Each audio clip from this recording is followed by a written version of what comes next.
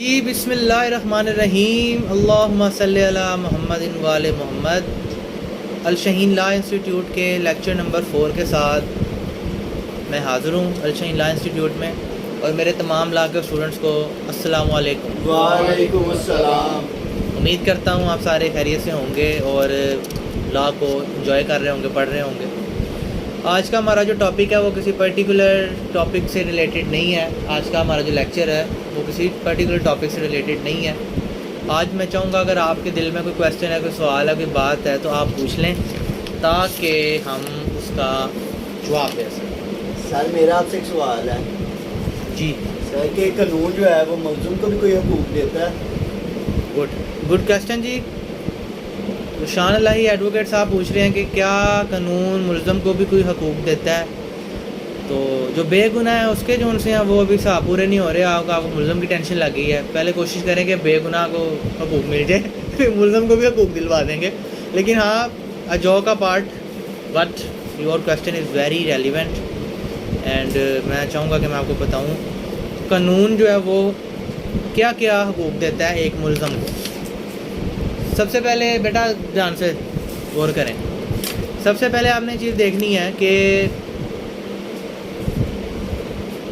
Accused जो है ना मुल्ज़म, उसके बारे में कहा जाता है accused is the favourite child of law. मुल्ज़म कानून का सबसे प्यारा पसंदीदा बच्चा होता है, क्योंकि मुल्ज़म तब तक मुजरम नहीं होता जब तक उस पर साबित ना हो जाए। किसी को भी आप पकड़ लेते हैं तो आप दिमाग में ये ना बना लें कि ये चोरी में पकड़ा गया, डकैती में, फलानी में, तो ये चोर है, ये डकैत है, ये कातिल है, जब तक वो साबित ना हो जाए। तो इसलिए लॉ कहता है कि accused is the favourite child of law. उसके बाद आपको राइट्स बताते हैं। राइट्स क्या हैं? काफ़ी ज़्यादा राइट्स देता है कानून इनको। कॉन्स्टिट्यूशन ऑफ पाकिस्तान में, आईन पाकिस्तान में भी और मुख्तलिफ़ जगहों पे कुछ मैं आपको बता देता हूँ, आप इसको नोट भी कर लें। सबसे पहला राइट ये है कि किसी भी मुल्ज़म को कानून के मुताबिक डील किया जाए। मुल्ज़म को पकड़ते साथ ही कानून के मुताबिक डील करने का मतलब ये है कि आप उसको जानवरों की तरह ऐसे पकड़ के कॉलर से, जिस तरह ये हमारे पुलिस वाले जो हैं ये उठा के बंदा फेंकते अंदर, तो बात सख्ती में चली जाएगी, क्योंकि मेरा दिमाग थोड़ा सा ख़राब हो जाता है इन बातों पे, ख़ास तौर पे जब पुलिस का जिक्र होता है। तो ये कहना चाहूँगा कि सबसे पहले आपको किसी भी बंदे की इज़्ज़त नफ्स को मजरूह करने का कोई हक़ नहीं। अगर आपको कोई कॉल आ रही है 15 से कि जी बंदा फलाना चोरी कर रहा है, ये कर रहा है या वो कर रहा है, तो आपका सिर्फ काम ये है कि आप उसको पकड़ें। 24 घंटे के अंदर आपने उसको अदालत जाके पेश करना है। आप उसको बिल्कुल मार नहीं सकते, खींच नहीं सकते, थप्पड़ नहीं मार सकते, गालियाँ नहीं दे सकते। अभी एक पिछले दिन मैं वीडियो देख रहा था, एक बंदा किसी को प्रोटेस्ट से गिरफ्तार कर रहा है, उसको माँ बहन की गालियाँ दे रहा है। अगर ATC ने आपको ये हक दे दिया कि अगर आप पे कोई तशद्दुद करे तो उस पर दफ़ा लग जाएगी एंटी टेररिज्म की, तो इंसान जो आम इंसान है, शहरी हैं, उनकी भी कोई इज़्ज़त नफ्स है। इसका मतलब आप उनको जो मर्ज़ी गाली दें, किसी को माँ बहन की गाली दोगे वो तो पलट के आपको मारेगा आगे से। तो लिहाजा मेरी तमाम लॉ इन्फोर्समेंट एजेंसीज को भी पैगाम है कि अगर किसी को पकड़ते हैं तो उसको इस तरह पकड़ें जैसे आप समझें कि अपने भाई को पकड़ रहे हैं या अपने बाप को या अपने बेटे को पकड़ रहे हैं। अगर आप उनको पकड़ते तो कैसे पकड़ते? क्योंकि हर बंदा किसी का बेटा, बाप, भाई होता है। हाँ, जब वो अदालत से ही साबित हो जाए कि मुजरिम है, तब आप उसको एज अ मुजरिम डील करें। ठीक हो गया? अब सबसे पहला हक़ ये है कि आप उसको इंसानियत के नाते इंसानों की तरह ट्रीट करें। पकड़ते साथ ही आप उसको पकड़ने की वजह बताएं, ये भी उसका हक़ है। ये नहीं बंदा खड़ा उठो डाले च पाओ न लै जाओ, उसको बताना कि भाई इस वजह तो डाले च पान लगे तेनों, इस वजह तो लैके जान लगे, तो फलानी चीज़ की वायलेशन की है, ये बताना उसका हक़ है। वकील करने का हक़ सबसे बड़ा हक़ है एक। आप उसको वकील करने से नहीं रोक सकते कि आप उसको थाने में बंद कर दें, हो गया जी मैंने वकील अपना करना है, आप उसको फ़ोन ना करवाएं, किसी का रब्ता ना होने दें उसके साथ। वकील करने का हक़ भी आपको आईन पाकिस्तान के आर्टिकल 10 में मिलता है। 24 घंटे के अंदर आपने पकड़ के उसको मजिस्ट्रेट के आगे पेश करना है, ये भी उसका आईनी हक़ है।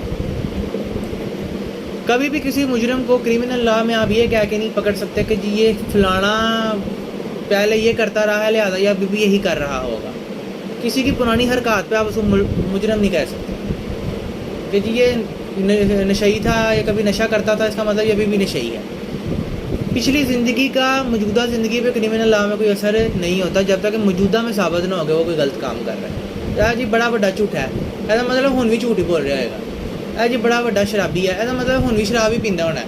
नहीं, अगर वो कुछ करता था तो वो पास्ट है उसका, उस पर आप आगे सजा नहीं दे सकते पास्ट में, ठीक है।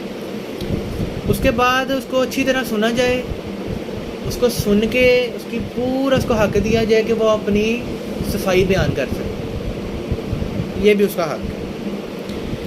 उसके बाद जनाब उसका ये हक है, कहता है जी राइट टू डिग्निटी, वो जिस तरह कि मैंने आपको बताया कि जी इज़्ज़त उसकी जो है ना वो मजरू नहीं होनी चाहिए, ठीक है। जज साहब जब उस पर चार्ज लगा देंगे कि जी तुम पे मैं डकैती की या फलानी कत्ल की ये चार्ज लगा रहा हूँ, उसको उसकी पहले कॉपी करवाएंगे, फिर कॉपी उसको देना हक है। उसके बाद उसको पढ़ के सुनाया जाना हक है उसका कि जी तुम्हें मैं इस चीज़ में चार्ज कर रहा हूँ, तुमने कत्ल किया है तो तुम्हें मैं इसमें चार्ज कर रहा हूँ, क्या तुमने किया या नहीं किया, ये पूछना हक है। क्योंकि जब तक बंदे को यही ना पता लगे कि मुझे किस चीज़ में पकड़ा जा रहा है, वो अपना डिफेंस ही नहीं कर सकता। अगर ट्रायल में बंदा डिफेंस ही नहीं अपना कर सकता तो सारे का सारा ट्रायल उड़ा दिया जाता है। ये बात आपने दिमाग में रखनी। उसके बाद वो अपने ही मामला में खुद भी गवाह पेश हो सकता है बतौर गवाह, जहाँ पे उसको पता है कि जी मैं अगर गवाही दूंगा मेरी बचत हो सकती है, अपना ही मेरा केस है, मेरे भी इल्ज़ाम है, तो मैं खुद भी गवाह पेश हो सकता हूँ, बतौर गवाह भी वो पेश हो सकता है। उसके बाद जनाब कहता है उसके ख़िलाफ़ जितने एविडेंस आएंगे उनको एक्सप्लेन करने का भी उसको राइट है। एक बंदा उठ के कह रहा है जी तेरे खिलाफ़ मैं चीज़ देती है, तो वो बता सकता है कि यार मेरा है वे मामला या नहीं देना रिलेटेड। एक बंदा कहता है जी आप वहाँ गुजरे थे, आपको मोबाइल वहाँ से मिला है, ये जी एविडेंस पेश किया एक बंदे ने, तो ये जिस पे एविडेंस जिसके खिलाफ पेश है वो बता सकता है जी मेरा मोबाइल ये नहीं है। किसी की भी दी गई एविडेंस पे आप बता सकते हैं कि जी मेरी है या नहीं है, ये भी आपका राइट है। उसके बाद जब उसकी एविडेंस रिकॉर्ड करनी है किसी की भी, तो मुलज़म का वहाँ पे मौजूद होना ज़रूरी है। ये नहीं आप उसको चंडी करा दें, वो अदालत में बैठा है, आप उसके खिलाफ गवाहियाँ इकट्ठी करके खुद ही गवाहियाँ लेके खुद ही उस पर केस बना के खुद ही उसको फाइल लगा दें, उसको पता ही ना हो, जैसे होता है। उसके सामने एविडेंस रिकॉर्ड करवाना भी उसका हक है। अगर एक बंदा पेशावर से आया है, उसको उर्दू पंजाबी समझ नहीं आ रही, तो आप ये नहीं कह सकते कि जी मैं तो चार्ज पढ़ के जज के मैंने तो चार्ज पढ़ के सुना दी थी। अब वो पश्तो बोलने वाला पठान है, उसको पंजाबी नहीं आती, इंग्लिश नहीं आती, उर्दू नहीं आती, आप कहें जी मैंने तो जी वो राइट पे चार्ज पढ़ने का जो राइट था उस पर अमल कर दिया, सुना दी थी, उस बेचारे को समझ ही नहीं आई। तो जब समझ ही नहीं आई वो अपना दिफा कैसे करेगा? तो इसलिए उसकी मदर लैंग्वेज में ट्रांसलेट करके उसको चार्ज बताना भी उसका राइट है। अगर पश्तो में है, जज साहब किसी न किसी पश्तो ट्रांसलेटर को बुलाएंगे, वो चार्ज पढ़ के सुनाएगा जो उसको समझ आए। असल मकसद ये है कि मुलज़म को समझ आए कि उस पर क्या केस है, ताकि वो अपना वकील करके अपना दिफा कर सके, ठीक है। फिर उसके बाद जब अदालत उसके खिलाफ कोई जजमेंट दे देती है, जजमेंट की कॉपी भी उसको बगैर पैसों के फ्री फराम करना अदालत का फ़र्ज़ है। उसको मतलब जजमेंट आती है ना जिसको कहते हैं फ़ैसला, उसकी कॉपी देना भी है। यहाँ पे बेचारे रूल रहे होते हैं कापियाँ कराने के लिए, जी पैसे इतने दे रहे होते हैं, जी रिकॉर्ड दे दो कापी करानी है ये तो। उसके बाद जनाब अगर किसी ऐसी औरत जो बच्चा जिसको होने वाला प्रेग्नेंट है, उस पर कत्ल का केस है, आप उसको सज़ाए मौत को या उसकी सज़ा को एग्जीक्यूट नहीं कर सकते जब तक वो प्रेग्नेंट है। आप उसकी सज़ा को एक्सटेंड कर देंगे, मतलब कि एक्सटेंड से मुराद ये नहीं है कि लंबा कर देंगे, उसको आप मुअत्तल कर देंगे अनटिल अनलेस जब तक उसका बच्चा ना हो जाए और बच्चा उसका दूध ना छूट जाए बच्चे का। ये भी चीज़ देखी जाएगी, ये चीज़ नहीं लॉ में बताई जाती। सिर्फ यही कहा जाता है कि प्रेग्नेंट वुमेन की सज़ा ख़त्म कर दी जाती है तब तक बच्चा ना हो जाए। ये भी आगे देख रहे हैं कि जब तक उसका दूध ना छूटे तब तक नहीं उसको सज़ा माँ को देनी, ठीक है। फिर जनाब जितनी देर वो बंदा कस्टडी में रहता है, सज़ा में से उतना टाइम काट दिया जाता है। ये नहीं एक बंदा महीने 2-3 से कस्टडी में है, ट्रायल में चल रहा है, 3 में, 4 में, 5 में। अब सज़ा आपने 2 साल की दे दी है तो आप 2 साल पूरे करेगा, वो 5 महीने जो उनसे उसने निकाले हैं कस्टडी में वो 2 साल के अंदर ऐड हो जाएंगे, यानी कि कितने रह जाएगी, 1.5 साल। ये इसके मेन राइट हैं। उसके बाद अपील करने का राइट है, उसको सज़ा हो जाए तो वो अपील कर सकता है, ठीक है। ज़मानत का उसके बाद राइट है, अपनी ज़मानत दायर कर सकता है नॉन बेलेबल ऑफेंसेस में as a matter of right.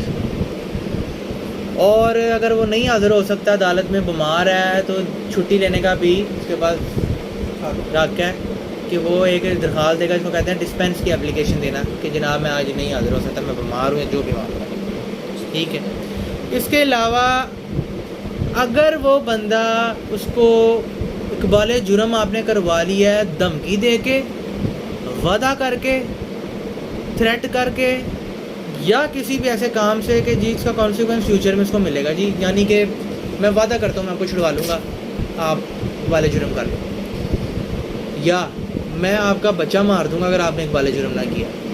इस तरह के किसी भी मामला में अगर आपने उसकी कन्फेशन करवाई तो वो कन्फेशन नहीं मानी जाएगी। धमकी दे के उसको कन्फेशन करवाना उसके राइट की खिलाफ वर्जी है। वो अपनी मर्ज़ी से अगर माने कि मैंने जुर्म कबूल करना है तो वो जुर्म माना जाएगा। किसी भी वादे की बुनियाद पे, धमकी की बुनियाद पे कबूल किया हुआ जुर्म जो है वो जुर्म नहीं होगा। ये जी तमाम राइट्स हैं, ज़्यादातर मैंने बता दिए हैं कि जी मुजरम के ये मुलज़म के जो है वो ये राइट है। मुलज़म के यानी कि पकड़ने से लेके मैंने फैसला आने तक, सज़ा होने तक सारे राइट आपको बता दिए, ठीक है जी।